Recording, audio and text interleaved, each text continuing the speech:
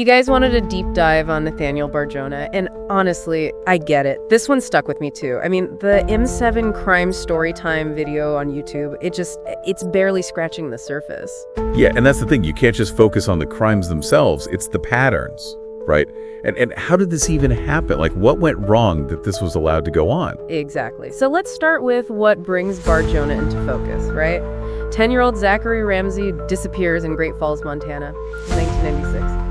And Zach, well, he's just a normal kid, popular, had his routine. Every morning, walked to school with his buddies, and then February 6th, poof, gone. Just vanishes on that walk. It's those little details that get me.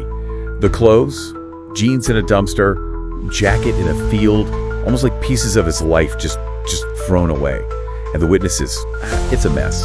Some saw Zach in an alley, maybe waiting for someone, but others, they talk about a white car almost hitting him, and then him being upset with a man, a bigger guy. And that man, someone who knew him, actually pointed him out. That was Nathaniel Bar-Jonah. And this is where it goes from missing kid to, well, something much, much darker. Oh, Bar-Jonah was not just some guy who happened to be there. You look at his past and it's disturbing to say the least. I mean, going all the way back to when he was a kid. Yeah, we're talking self-harm when he's young. Then there's that incident with the Ouija board, choking someone, just unsettling behavior from the start. And it escalates as he gets older, right? Absolutely. There's abductions, assaults, and always young boys. And the thing is, he's impersonating people, authority figures, like police, FBI. It's about control, power. And that's there from such a young age. It's honestly mind-blowing how many times it seems like someone could have stepped in, right? So many chances to stop this before it got to this point. Like in 1977, arrested for assaulting 2 boys brutally, gets 18 to 20 years, serious time. But then it gets weird. Psych evaluations in prison, and they don't agree. Some say he's dangerous. Others, they think he's not a threat anymore. It's crazy. How is that even possible? That many professionals with such different opinions on a case this serious? It's a problem, even today. Figuring out how dangerous someone is, especially when it comes to their mind, it's tough.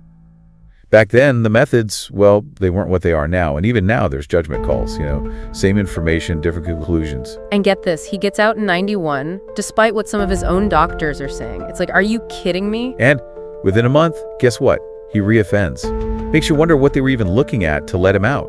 Like, did it work? Clearly not. And that's what's so frustrating. All these failures, the red flags, everyone missed them. This guy, violent history, the psych reports, and he's just let loose back into society. How? It's a huge question, right? And it's one we still deal with. Individual rights, yeah, okay, but how do you keep everyone safe? This case, it's almost a perfect example of things going wrong. Okay, so now Zach's gone, right? And Detective Bill Bellucci, he's the one on the case. Not a lot to go on at first, but he's sure Bar-Jonah is involved. Bellucci, I think he got it. Like, he understood Bar-Jonah's past. It wasn't just history. It meant something. This guy, he needed to be watched carefully. And it's this back and forth, right? Cat and mouse. Bar-Jonah, he knows they're looking at him, I think. Playing the system, staying ahead. But then there's a break. Bellucci sees him near schools, elementary schools, several times. Red flag. Huge one. And what all the weird stuff at his place, the cop things, kid stuff everywhere. That's enough for the warrant, finally. And what they find, disturbing doesn't even cut it. A cookbook? Handwritten, little boy pot pie, French fried kid. These are the recipes. I mean, come on. Yeah, that stays with you, right? What kind of person even thinks that, let alone writes it down? It just adds to the darkness, Was this him, like his real fantasies? Or was it to mess with them? Scare people, taunt the cops, who knows? But it's another layer to this guy, another way he's messed up. So we got that cookbook, right? And it's awful. But they don't stop there. It gets even worse. Remember that list? The boys' names. Lake Webster, he called it. Yeah, 54 names. Zach was on there. Hard to forget that. They focused on two of the boys. They'd lived in the same building as Bar-Jonah, same apartments at one point. And what's crazy is the police, they find photos and videos at his place, and these boys, they're in them. Yeah, and one of them, he told the police, he said Bar-Jonah invited him for a sleepover and then molested him. Poor kid. It makes you sick thinking about it. But what about the other boy? The thing is, he went to see Bar-Jonah in jail, even wrote him letters saying you were friends, that Bar-Jonah never hurt him. It's hard to wrap your head around. I know. It makes you think about what something like that does to a person. Was he, I don't know, brainwashed, too scared to say anything? We'll never know, I guess. And that's the thing about these types of crimes, it's insidious. They're so good at manipulating people, making it almost impossible for them to speak up. And it wasn't just them, right? Like, other people tried to come forward, but there were roadblocks. There was this girl, Mary Petrone, 6 years old. Bar-Jonah assaulted her years before. She recognized him right away, but the statute of limitations, it had run out. Hold on, for people like me who don't speak lawyer, what does that even mean? Basically, it's a time limit. You have to press charges within a certain time, or you can't. It depends on the crime, where you are, all that. But for Mary, it was too late. It had been too long since the assault. So even though they knew, they couldn't do anything. It happens a lot, especially with this kind of trauma. People, they don't always come forward right away. So it's like the system fails again. All this evidence, the cookbook, bone fragments they find in his yard, that list, and he's just out there. It was, it looked bad, really bad. But they couldn't connect it all to Zach, not directly. And for the other stuff, the statute of limitations, it got in the way. Frustrating for everyone, especially the families. It's like a nightmare, right? Wrong place, wrong time, and then the system just lets you down. So how did they finally get him? You remember when Bellucci saw him at the school? Impersonating a cop, had a weapon. Yeah, seemed small compared to everything else. It was, but that was it. That's how they got him. Wait, so the smaller charges, they were the key? It gave him something. Finally, the evidence, his record, everything they found at his place, it all came together. It was clear this guy was dangerous. The jury, they had to convict him. And the verdict, what did they give him? 130 years, no parole. He was finally going to pay for what he did. Not for Zach, but for the other kids. Kidnapping, assault, sexual assault, all of it. I guess it's something, right? But it doesn't bring anyone back. Or tell us what happened to Zach. It's a win, but it's sad too. Yeah, it was a long fight, so many roadblocks, so much pain. But he was stopped. And Zach's mother, she always believed he was alive. Oh, yeah. What happened to her? Must have been so hard to hold on to that hope for so long. It was. But a judge declared Zach dead in 2011. Legally dead. Man, that must have been, to finally have to let go like that. That's tough. And then Bar-Jonah, he died in prison in 2008. Heart attack. So we'll never know, not for sure, what happened. He took all that with him. What a messed up story.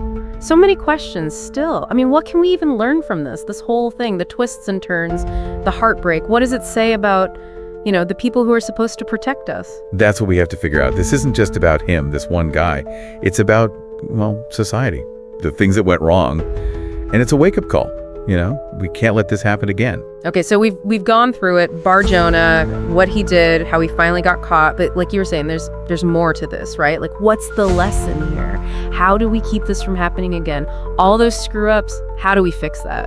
The thing is, it's not just one thing that went wrong. It's everywhere.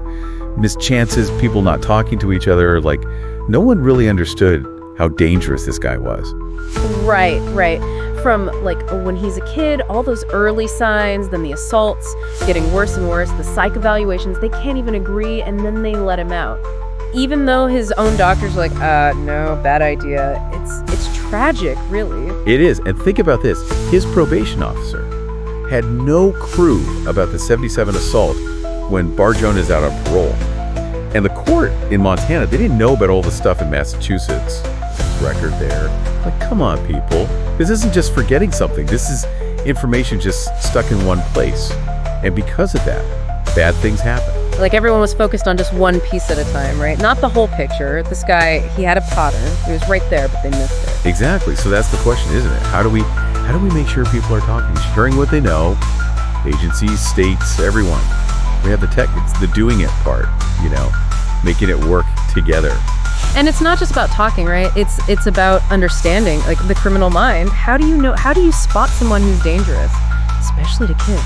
And the people who are supposed to figure that out, are they good enough? Do they have the right tools, the knowledge? You're getting at something important. We need to do better than just checking boxes saying, oh, he's low risk or whatever. We need, a deeper understanding, especially when it comes to kids, people who are experts, yeah, but who get it, who can see what's really going on. This whole case, it's a tough one. It's about rights versus safety.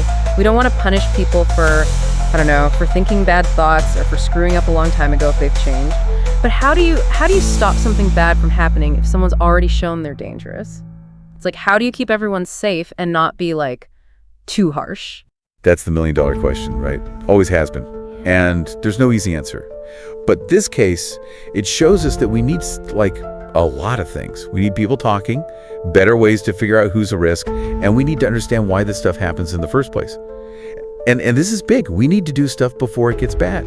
Help people, families, before it gets to violence. So what about everyone listening? This story doesn't make you think, like, is this happening right now? Are there people out there just slipping through the cracks? Are we doing enough to protect kids? I mean, really? We all got to ask ourselves that. Bar-Jonah, this is a reminder.